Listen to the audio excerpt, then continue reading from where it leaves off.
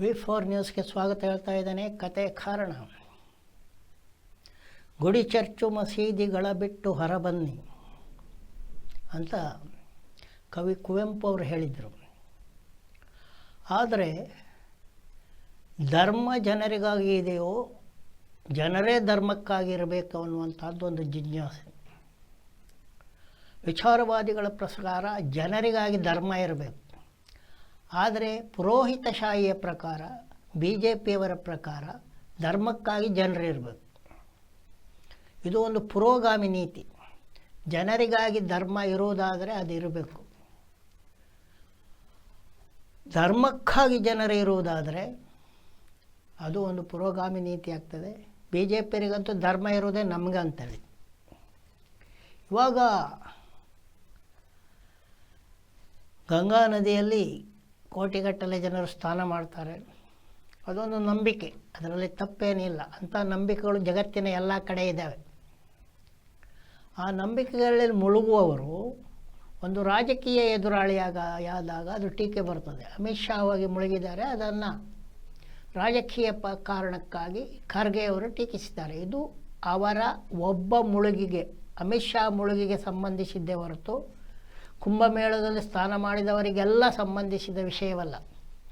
ಅದಕ್ಕಿಂತ ಮುಖ್ಯವಾಗಿ BJPಯವರ ತರಲೆಯಲ್ಲಿವರೆಗೆ ಹೋಗ್ತದೆ. ಅವ್ರನ್ನ ಟೀಕಿಸಿ ಇವ್ರನ್ನ ಟೀಕಿಸಿ ಅವು ಎಲ್ಲ ವಿಷಯವೇ ಅಲ್ಲ. ಅದು ಅವರವರ ಧರ್ಮದ ತಪ್ಪುಗಳನ್ನು ಆಯಾ ಧರ್ಮದವರೇ ಟೀಕಿಸಬೇಕು, ಬೇರೆ ಧರ್ಮದವರು ಟೀಕಿಸಬೇಕಂತೇನಿಲ್ಲ. ಆದರೂ ಕೂಡ ಅಂಥ ಕೆಲಸವನ್ನು ಸಾಕಷ್ಟು ಜನ ಮಾಡಿದ್ದಾರೆ. ಮೊದಲೇ ಹೇಳಿದಾಗೆ ಕುವೆಂಪು ಅವರು ಗುಡಿ ಚರ್ಚು ಮಸೀದಿ ಮೂರರಿಂದಲೂ ಹೊರಗಡೆ ಬನ್ನಿ ಅಂತ ಹೇಳಿದ್ದಾರೆ. ಪೆರಿಯಾರ್ ಅವರು ಎಲ್ಲ ಧರ್ಮದವರನ್ನು ಟೀಕಿಸಿದ್ದಾರೆ.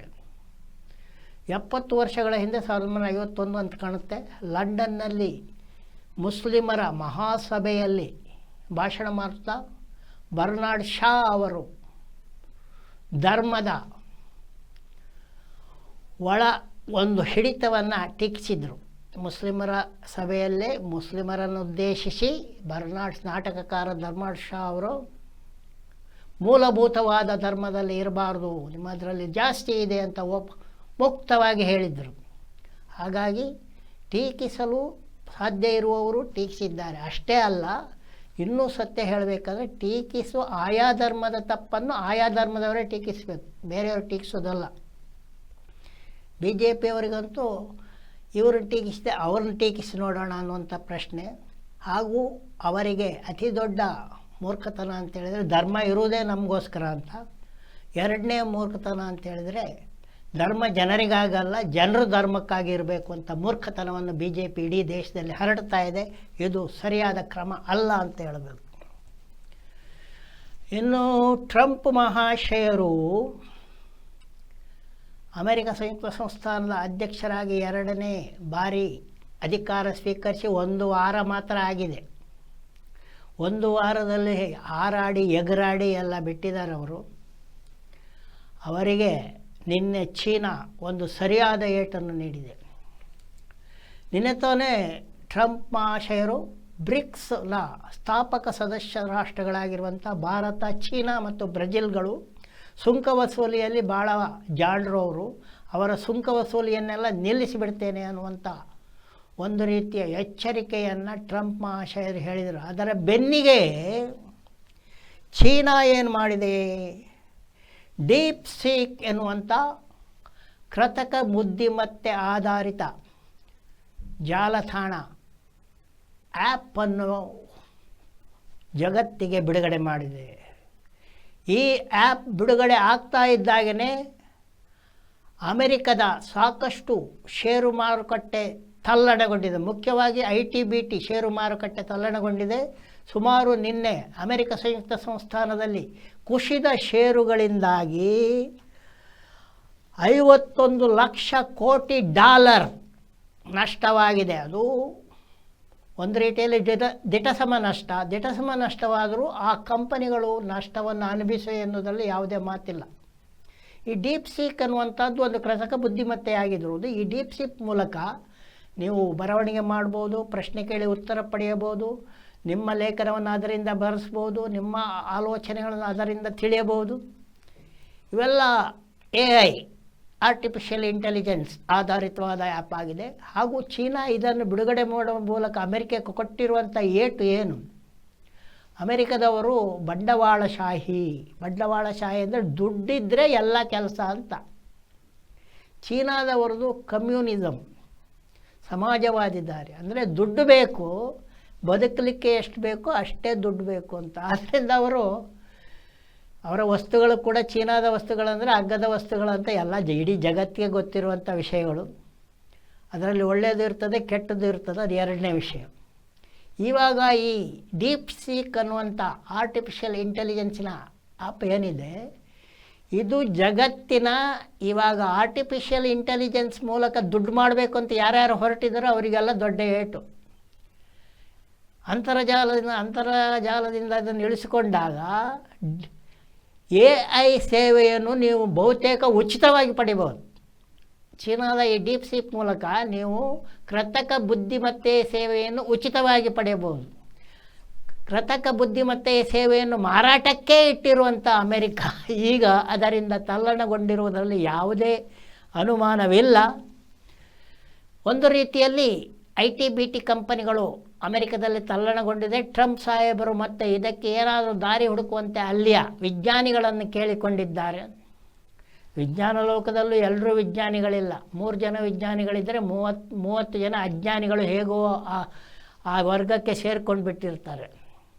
ಅಥವಾ ಹಳೆಯದನ್ನೇ ಕೆದಕಿ ಏನು ವಸ್ತು ಕಂಡುಹಿಡಿದೀವಿ ಅಂತ ಬುರುಡೆ ಬಿಡ್ತಾ ಇರ್ತಾರೆ.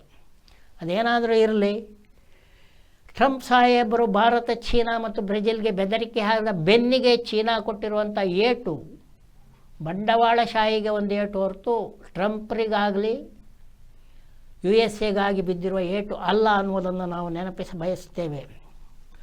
ಇನ್ನು ನಮ್ಮ ಭಾರತೀಯ ಬಾಹ್ಯಾಕಾಶ ಸಂಸ್ಥೆ ಇಸ್ರೋ ಬಂದು 100ನೇ ರಾಕೆಟನ್ನು ಹಾರಿಸ್ತಾ ಇದೆ. ರಾಕೆಟ್ ಅನ್ನೋಂಥದ್ದು ಗೊತ್ತಿದೆ. ಒಂದು ಪಟಾಕಿ ರಾಕೆಟನ್ನು ಭಾಳ ಹಿಂದೆ ಚೀನಾದವರು ತಯಾರಿಸಿದರು. ಆಮೇಲೆ ಮೊದಲ ಬಾರಿಗೆ ಈ ಪಟಾಕಿ ರಾಕೆಟನ್ನು ಅಸ್ತ್ರವಾಗಿ ಬಳಸ್ಬೋದು ಅಂತೇಳಿ ಟಿಪ್ಪು ಸುಲ್ತಾನ್ ಅದನ್ನು ಸೇನೆಯಲ್ಲಿ ಬಳಸಿಕೊಂಡಿದ್ದ. ಅನಂತರ ಅದು ನಾನಾ ರೀತಿಯ ವಿಜ್ಞಾನಗಳಲ್ಲಿ ಬಳಕೆ ಆಯಿತು. ಸೇನಾ ಅಸ್ತ್ರಗಳಾಗಿ, ಕ್ಷಿಪಣಿಗಳಾಗಿ ಬಳಕೆ ಆಯಿತು. ಅದೇ ರೀತಿ ನಮ್ಮ ಭೂಮಿಗೆ ಗುರುತ್ವಾಕರ್ಷಣೆ ಶಕ್ತಿ ಇರುವುದರಿಂದ ಈ ಭೂಮಿಯಿಂದ ಮೇಲೆ ಹೋಗಬೇಕಾದ್ರೆ ಅದನ್ನು ವಾತಾವರಣದ ಆಚೆಗೆ ತಳ್ಳುವಂಥ ಒಂದು ವಾಹನ ಬೇಕು, ಅದೇ ರಾಕೆಟ್. ಆ ರಾಕೆಟ್ ತಂತ್ರಜ್ಞಾನದ ಮೂಲಕವೇ ಗಗನನೌಕೆ ಇರ್ಬೋದು, ಕೃತಕ ಉಪಗ್ರಹ ಇರ್ಬೋದು, ಇವೆಲ್ಲವನ್ನು ಕೂಡ ಬಾಹ್ಯಾಕಾಶದ ಮೇಲಕ್ಕೆ ಕನಿಷ್ಠ ಒಂದು 450 ಕಿಲೋಮೀಟರ್ ಮೇಲಕ್ಕೆ ಏರಿಸಬೇಕಾಗ್ತದೆ. ಅಂಥದಕ್ಕೆ ಎಲ್ಲ ವಿಜ್ಞಾನ ಸಂಸ್ಥೆಗಳು ಕೂಡ ರಾಕೆಟ್ಗಳನ್ನು ಬಳಸ್ತವೆ. ಭಾರತ ಆ ರೀತಿ ಇಸ್ರೋ ಸತೀಶ್ ಧವನ್ ಕೇಂದ್ರದಲ್ಲಿ ಈಗ 100ನೇ ರಾಕೆಟ್ ಹಾರಿಸ್ತಾ ಇದೆ. ಭಾರತದ 100ನೇ ರಾಕೆಟ್. ಇದಕ್ಕಿಂತ ಮುಂಚೆ ರಷ್ಯಾದಲ್ಲಿ 1671 ರಾಕೆಟನ್ನು ಕಾಸ್ಮೋಸ್ಟ್ರೋಮ್ನಲ್ಲಿ ಹಾರಿಸಲಾಗಿದೆ. ಅದೇ ರೀತಿ ಅಮೆರಿಕ ಸಂಯುಕ್ತ ಸಂಸ್ಥಾನವು ಕ್ಯಾರವೆಲ್ನಲ್ಲಿ 1007 ರಾಕೆಟ್ಗಳನ್ನು ಇಲ್ಲಿಯವರೆಗೆ ಹಾರಿಸಿದೆ. ಫ್ರೆಂಚ್ ಗಯಾನಾದಲ್ಲಿ ಇಲ್ಲಿಯವರೆಗೆ 323 ರಾಕೆಟ್ಗಳು ಹಾರಿವೆ. ಹಾಗೂ ಚೀನಾದ ಜಿಯಾಕ್ವಾನ್ನಲ್ಲಿ 241 ರಾಕೆಟ್ಗಳು ಆಗಿವೆ. ಅಂದರೆ ನಮಗಿಂತ ರಷ್ಯಾ, USA, ಫ್ರೆಂಚ್ ಗಯಾನ ಮತ್ತು ಚೀನಾ ಹೆಚ್ಚು ರಾಕೆಟ್ಗಳನ್ನು ಹಾರಿಸಿವೆ. ಭಾರತ ಇದೀಗ 100ನೇ ರಾಕೆಟ್ ಹಾರಿಸ್ತಾ ಇದೆ.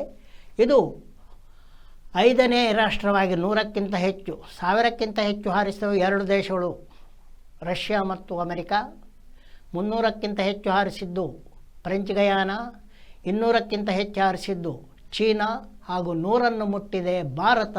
ಭಾರತದ ವಿಜ್ಞಾನದ ಸಾಧನೆಗೆ ಉಗೆ ಅಂತ ಹೇಳುವುದರಲ್ಲಿ ಯಾವುದೇ ತಪ್ಪಿಲ್ಲ. ಇನ್ನಷ್ಟು ಭಾರತೀಯ ರಾಕೆಟ್ಗಳು ನಭೋಮಂಡಲದಲ್ಲಿ ಹಾರಿ ಇನ್ನಷ್ಟು ವೈಜ್ಞಾನಿಕ ಸಂಶೋಧನೆಗಳನ್ನು ಮಾಡಲಿ ಎಂದು ಈ ಮೂಲಕ ಹೇಳಬಹುದು. ಈಗ ಇಲ್ಲಿ ಆಗ್ತಾನೆ ನಾನು ಹೇಳಿದ್ದೆ, ಧರ್ಮ ಜನರಿಗೋ ಜನರಿಗೆ ಧರ್ಮವೋ ಅಂತ. ಈ ವಿಷಯ ಹೇಗೆ ಬಂದಿದೆ ನೋಡಿ. ಕೇರಳದ ಅಲಪ್ಪುಳದ ಸಫಿಯಾ ಎನ್ನುವರು ಸುಪ್ರೀಂ ಕೋರ್ಟಿಗೆ ಒಂದು ಅರ್ಜಿ ಸಲ್ಲಿಸಿದ್ದಾರೆ. ಏನು ಅರ್ಜಿ ಸಲ್ಲಿಸಿದ್ದಾರೆ? ನನಗೆ ಶರಿಯಾ ಕಾನೂನು ಬೇಕಾಗಿಲ್ಲ, ನನಗೆ ಭಾರತೀಯ ಉತ್ತರಾಧಿಕಾರ ಕಾನೂನು ನನಗೆ ಬೇಕಾಗಿದೆ ಅಂತ.